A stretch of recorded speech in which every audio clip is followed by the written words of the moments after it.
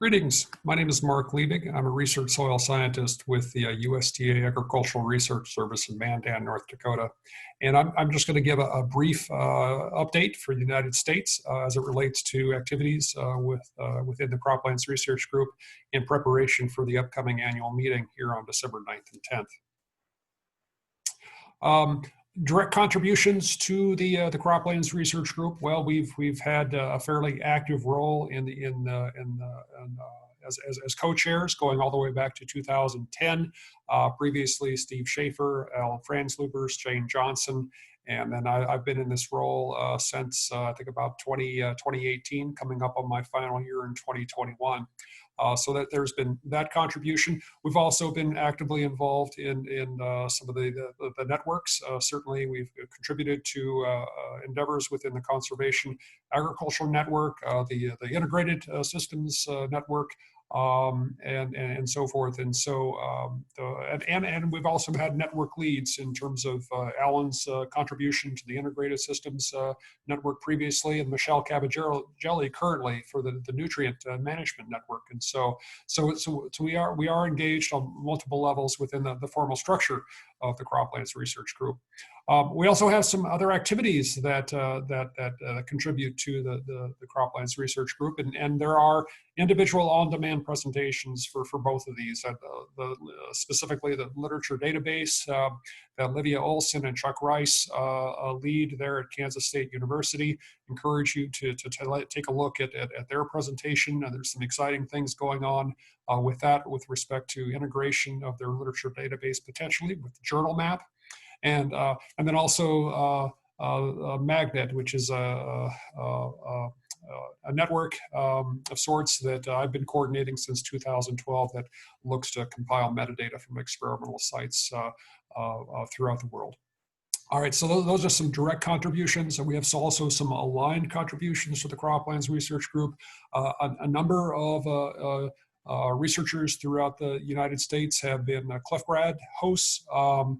Most recently, through rounds 3 and 4, we were able to host 10 students. Now, granted, some of these students were able to participate in their full term. Others had to leave early because of the pandemic, and of course, many others are just sort of in a holding pattern until we can travel again. But it's still, that is a research capability opportunity that our scientists throughout the country have really taken to, and I expect that to continue. Also, if we look at the USDA National Institute of Food and Agriculture, typically this is the arm of agricultural research that often funds activities within the universities. That there are multiple opportunities for scientists at universities to be able to apply for funds that directly apply to climate change mitigation research. And so there have been multiple funding calls just recently, and some of them are still open. And so these calls do specifically mention climate change mitigation research, and so it's an opportunity where then that research can be aligned with the broader themes within the GRA. Some other things that are also aligned with the GRA and specifically the Croplands Research Group within ARS. I'm mostly familiar with a lot of our research networks, the GraceNet, the REAP, the NeoNet, and more recently the LTAR. This is the Long-Term Agro-Ecosystem Research Network, focused on developing practices that are going to sustainably intensify agriculture into the future, and that network is heavily involved in understanding the dynamics of multiple ecosystem services, and so it only makes sense that there's a working group within LTAR that is focused on the dynamics of methane and nitrous oxide. They're referred to as the non-CO2 greenhouse gases working group, and essentially it's an incubator for research ideas and also for discussion of different methods, because as we can all appreciate that this is quantifying gas flux is challenging, is a challenging endeavor, and so currently been spending a lot of time talking about different sampling methods for nitrous oxide. This working group is co-chaired by Michele Cavagelli and Curtis Dell. Michele Cavagelli, you might recall his name. He's also our lead for the nutrient management network within the Croplands Research Group.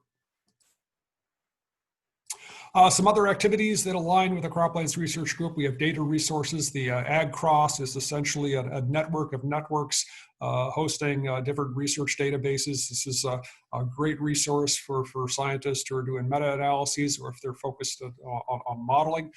This is a great place to go to be able to screen sites with certain attributes that may be able to meet the needs of an investigator's specific project. We also have sort of more of an out-facing component with our climate hubs within USDA. And here it's essentially taking a lot of the research, but then applying it and conveying it in a manner that can be useful for land managers.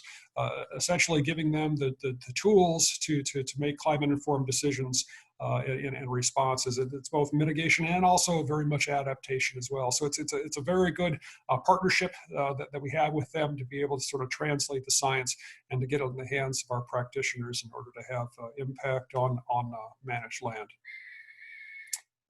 We were asked to provide some research opportunities. These are fairly general.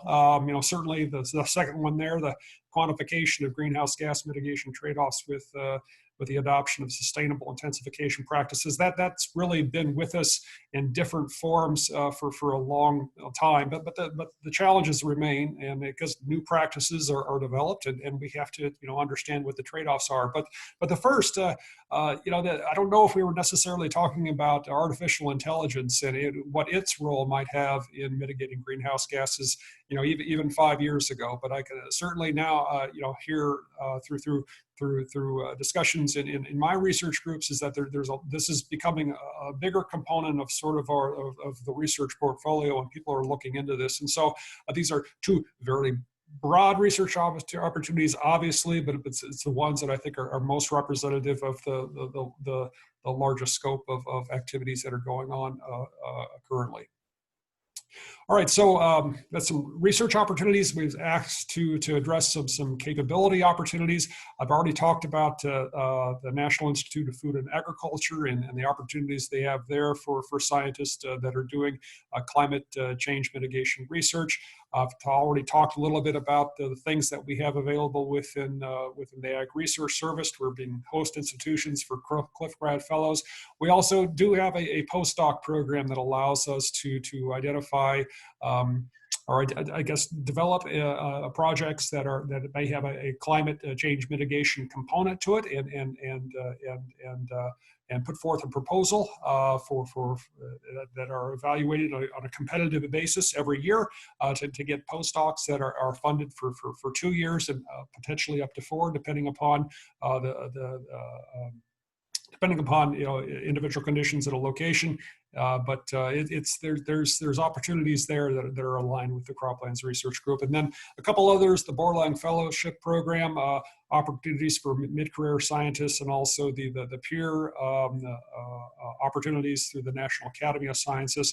I think both of those obviously involve some degree of travel, which right now is certainly on hold, but those opportunities persist, so that when we get through this post-pandemic, then we'll be able to engage in those as they are designed to be. So that's a review. Almost certainly likely incomplete, but that's what we could put together for this presentation. Look forward to any questions or discussion we might have during the Croplands Research Group meeting coming up here on December 9th and 10th. Thanks so much. Take care.